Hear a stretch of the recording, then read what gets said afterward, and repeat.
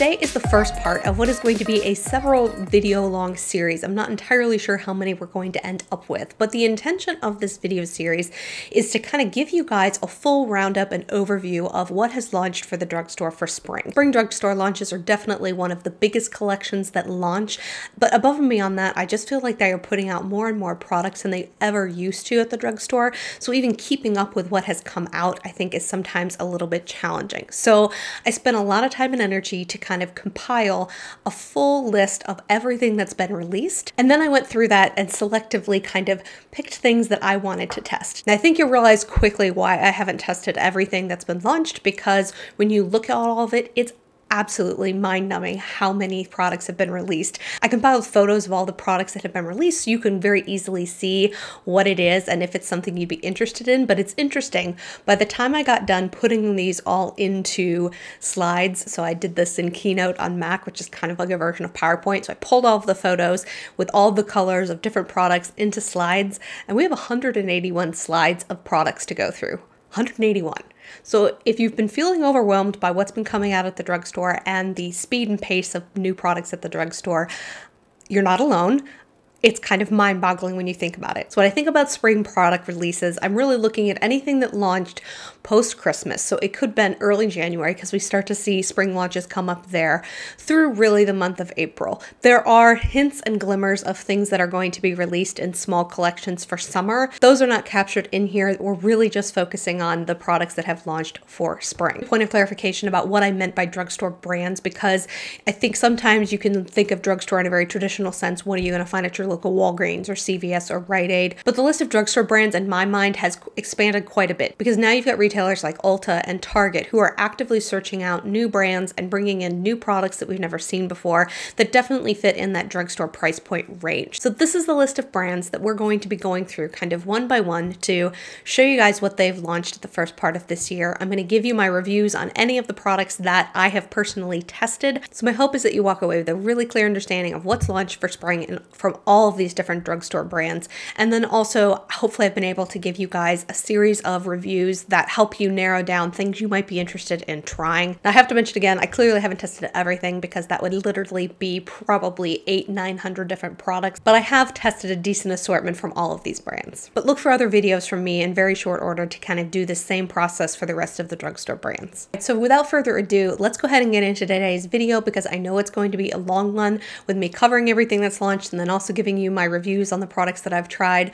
I'm hoping these videos aren't going to be incredibly long, but hope you guys brought a snack. If not, hit pause and go grab one. This may be a long one. So I usually try and make sure that I'm looking at the camera so it doesn't look like I'm staring off into nothing land. But I did want to give you guys a quick warning that my laptop is sitting here in front of me and it has these images up here so that I can make sure that I'm giving you the correct information as we go. So if I'm looking down a lot in this video, I apologize, but that is the only way I'm going to be able to get through all of this, because there's no way I'm going to memorize all of these products that have launched. Start with L'Oreal and then we'll move into Maybelline next. One of the first releases that I saw from L'Oreal was actually an exclusive to Ulta, and this is their kind of Galaxy Lumiere collection.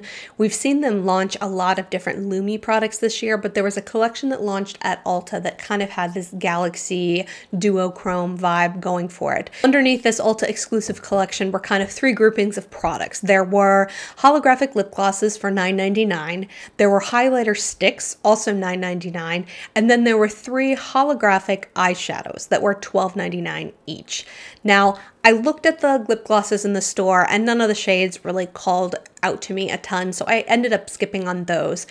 As far as the highlighter stick, I noticed something very similar at Walgreens last fall, and this is the Infallible Galaxy Stick. The exact same colors and what appears to be the exact same formulas are at Walgreens, just under different packaging. I really wasn't interested in the gold or the blue, and I already owned the sort of pinky toned one.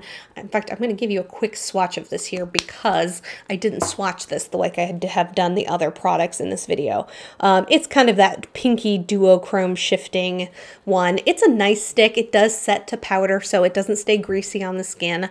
I like it. To be honest, it's definitely not something I reach reach for all the time, but the formula is fine. When I first saw pictures of the eyeshadows, I was really interested in them, but the $12.99 price point really throws me off because $12.99 for a single drugstore eyeshadow is incredibly pricey. The colors are really pretty. I liked the shifts that they have in them, but these are products that you can find from ColourPop and from Anastasia and from Makeup Geek and from Sydney Grace. I mean, these are colors that are really commonly replicated in really high quality forms, and they're going to be cheaper than $12.99. There's also an exclusive collection that was released at Walmart, and I believe you can still find these products here if you are interested in them. So the collection that released at Walmart was their Crushed Foils collection.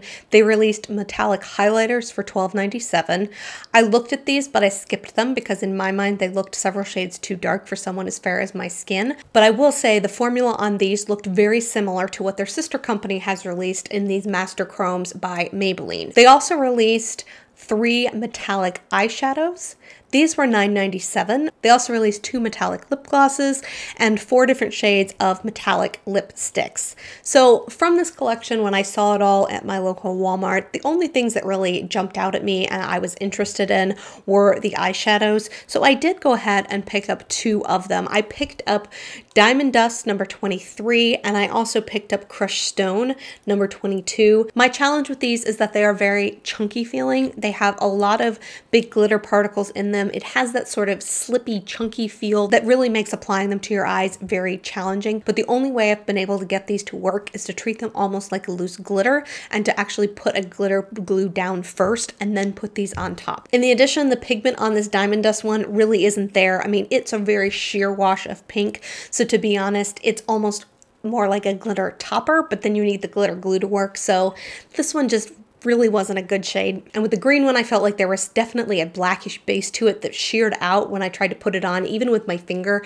So I felt like I was getting slight patchiness with this, even over top of a glitter glue. So I guess what I would say is I think there's better shadows out there for more affordable. This is definitely not one I would tell you to rush out and spend your money to get. As it relates to the lip glosses and the metallic lipsticks, I looked at them in store and I thought to myself, you know what, these are not things I see myself enjoying.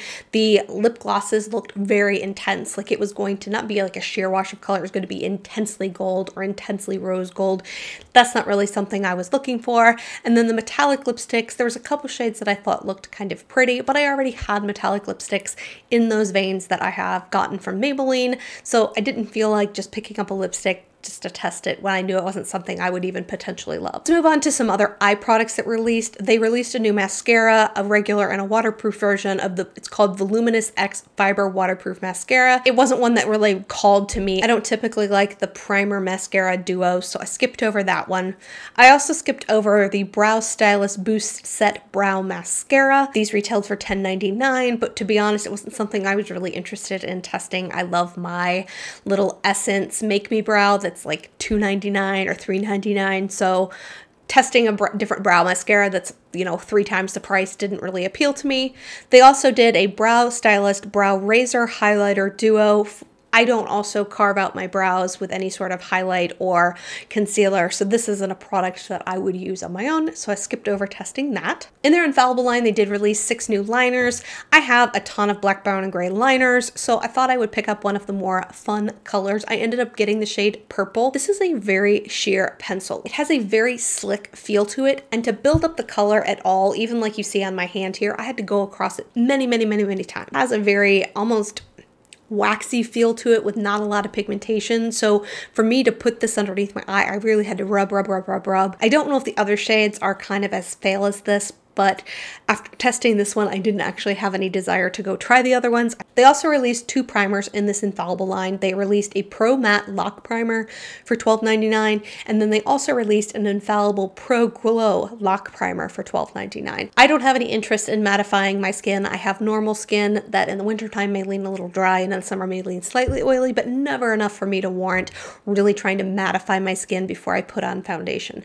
But I was interested in testing the glow version of that. that, which I did. This is interesting. It's almost more of a lotiony base to it. It's kind of pink when it comes out, and then when you rub it in, it gives a very, very subtle glow to it, but it feels more like a lotion, and it definitely is a lot more hydrating than a lot of the glowy primers out there. This is going to give you a very subtle glow, and it's really going to give you most of the glow, I think, from hydration versus any sort of pearl or luminescent particles in there. So the texture is definitely more akin to things like the Rimmel Fix and Perfect or the Ordinary high adherence silicone primer. So kind of that creamy, slightly smoothing primers, and then maybe just a tinge of a glow in this guy. So to be honest, I actually really enjoyed this one. So to me, it's like taking my Ordinary primer that I love a ton, adding just a hint of glow to it, and that's kind of the formula you're dealing with. The last Infallible product that they released was actually their Infallible Pro Sweep and Lock Loose Powder.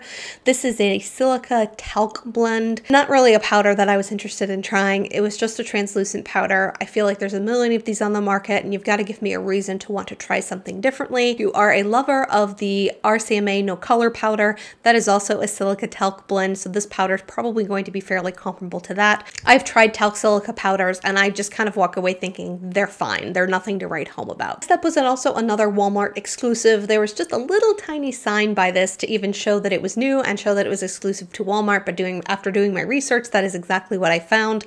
This is a whole new line of concealers. This is the True Match Super Blendable Multi-Use Concealer. These retail for $10.97, and they have launched 12 different shades of this. I picked up the neutral fair shade, so that's N1-2. I like how slim the packaging is. I actually don't mind the sponge tip applicator. The applicator reminds me of a smaller version of the Maybelline Instant Age Rewind, but that is really where the comparison ends. I found this to be a medium coverage concealer, but it was incredibly drying. I tried this with so many different setting powders. I used different primers underneath. I made sure my eyes were nicely moisturized, and every day I just felt like this was really drying underneath my eyes. But beyond the formula, which I didn't care for, another reason I'm going to tell you to probably steer away from this is because I kind of feel like it's a ripoff. You are getting 0.05 fluid ounces in here, and it retails for $10.97.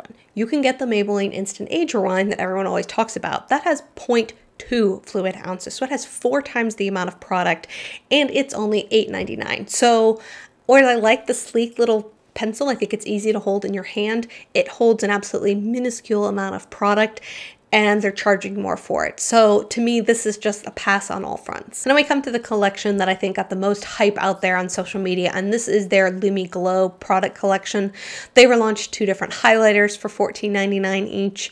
There were some loose highlighting powders in 2 different colors. They also released what they're calling a Glowtion, a natural glow enhancer. And then they also have their Glow Armor Glow Boosting Drops. So as the green check marks indicate, I did test quite a few of these products. So I'm gonna kind of walk you through these in terms of how I would personally apply them. So let's start first with this Lumi Glowtion. I got the shade Fair. This is definitely your traditional MAC strobe cream kind of primer. So this isn't necessarily going to extend the life of your makeup, but it is definitely something you could mix in with foundation to give it a bit more glow, or put on first underneath your foundation to kind of give yourself an even kind of glow from within and put your foundation over the top. What I do like about this is that it comes with 4 different colors. So if you've been interested in something like the MAC strobe cream, but you really wanted to try and find something that would be a really good blend with your skin, this is going to be a product maybe worth picking up. You're getting 1.35 fluid ounces in here, so you're getting a lot of product for your money. I definitely have enjoyed this guy. Also released glow boosting drops, so I feel like everyone and their mother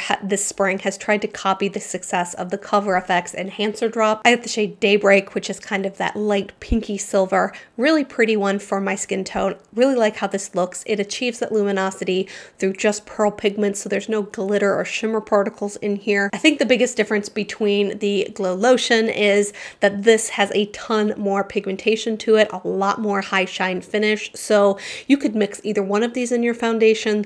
This one's just going to give your foundation a more subtle glow and add a little bit more moisture. This one isn't going to change the texture of your foundation as much, and it's going to add a lot more glow to it. The one thing that keeps me from fully recommending this one to you guys is the price point. So it's $14.99, so I feel like it's a little high, and Makeup Revolution has put out their own version of a liquid highlighter, and these are $9.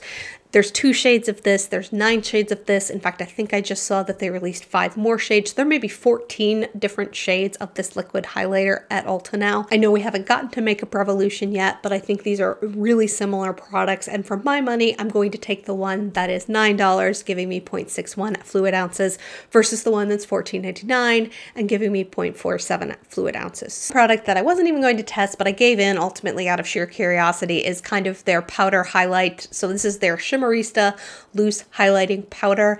This is the shade Moonlight, and then they have the shade Sunlight. This one has that sort of purpley blue undertone to it. The biggest thing I wish they'd done differently was to put out a fair shade that was maybe not that duochrome sort of colorful highlight and was more of a champagne or like pearl color or a pearlish pink color. Don't get me wrong, I don't hate this kind of highlight color on me. There are plenty of times where I do a very pastel look and I'll actually do more purpley pink products on my face, and I really like how it turns out. It's just not a color that I reach for a lot. Now, as far as the inside packaging goes, this is an area of improvement. It does have a sifter in it, but there's no way to close this, so it's definitely one of those products that if it gets moved around a ton, you could absolutely end up with the bulk of the product above the sifter. So it's a little messy. Is it the messiest powder product I've ever worked with? Absolutely not. But I do wish it had kind of one of those twist sifters that could close completely so you don't end up with powder flying everywhere. So this is just one of those products you're going to have to decide if the color calls to you or not. Like the other Lumi products we've talked about, this doesn't have any glitter or shimmer particles in it. It's getting its glow from sort of a natural pearlescence. So I do like how it sits on my skin. I didn't feel like it emphasized texture, but it's just not a color I'm going to be reaching for a ton. So from this collection, I feel like the thing that got the most kind of dissed on were these highlighter palettes. And I heard so many people start to say how bad they were and there's no pigmentation and they're super powdery that I didn't pick them up for a long time because I just assumed it was a total crap product. But ultimately there was an incredible sale and I did pick up the shade Moonkiss. So this is the lighter of the 2 palettes. And I have to be honest, I was really pleasantly surprised. Now, this is not a metallic highlight. If you want really strong metallic, go for the drops. That is definitely the most beaming metallic product that they have released. Or rather, don't go for their drops, go for the Makeup Revolution ones. But you know what I mean. This is going to give you that very subtle lit from within glow. It doesn't look powdery on my skin. It doesn't look cakey on my skin. And it's funny, the more that I played with these, the more I really came to love this formula. And the more I started to think, gosh, this really reminds me of something. What does this remind me of? And what it reminds me of is the Essence Pure Nude Highlighter. These products have a very similar texture. They have a very similar look and feel on the skin. They have a very similar level of glow. Yet for some reason, this is like a YouTube beauty community favorite. This one got totally dissed. So in my mind, if you've been kind of bemoaning the fact that there aren't more shades of the Essence Pure Nude, either this is too dark for you or it's too light for you, or you just wish there were more colors, these palettes, in my opinion, fill that void of more shades that I was hoping that Essence would put out. So yeah, this one completely surprised me in a very, very positive way. Let's talk about the lip collections that L'Oreal has launched. The first is their Infallible Pro Matte Le Chocolat Liquid Lipstick. These retail for $7.99. I found this collection at Walmart. It was incredibly picked over, so I don't know as if I grabbed the best shade that I would most absolutely love. I did end up picking up the shade 852 Box of Chocolates. The scent of this is exactly like a box of brownie mix. So when you open up a box of brownies before you make the batter and you just smell like kind of that chocolate powder in there, like it smells exactly like this. So kudos to L'Oreal for putting out a really nicely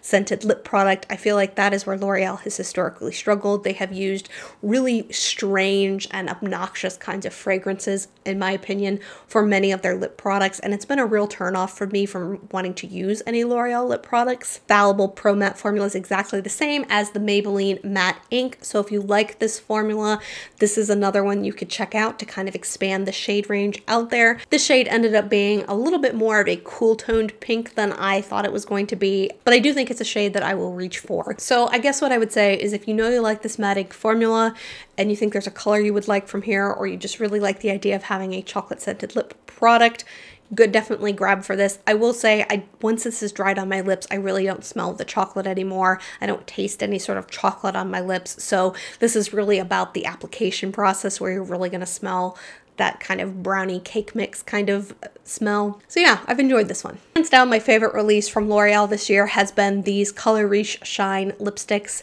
I think the packaging is absolutely stunning. I love this sort of acrylic and gold package. It just feels super luxe. I have slowly but surely added 5 of these to my collection. The first shade that I picked up that kind of started my love affair with this is the shade Varnished Rosewood. This is what I'm wearing on my lips today. It is still my favorite color. It's just this really nice sort of cool tone, neutral, plummy mauve color. How many words can I use to describe this? Goes on super smoothly, nicely hydrating on your lips, super great shine. This is definitely one of those formulas that would make me nervous in deep shades, but I feel like these mid-tones definitely is where this line shines. Another favorite of mine is 903 Sparkling Rose.